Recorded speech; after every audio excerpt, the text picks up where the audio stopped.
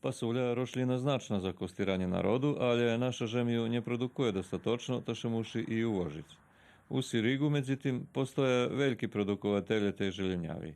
Jeden z njih i Milovan Arsić, ktorý práve včera tlačil sortu Haribek.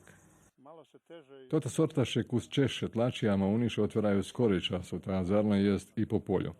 Včera som pasulju pokošal za klasičnu bočnu kosačku i nija, vysušela še ponješka, takže mož tlačic.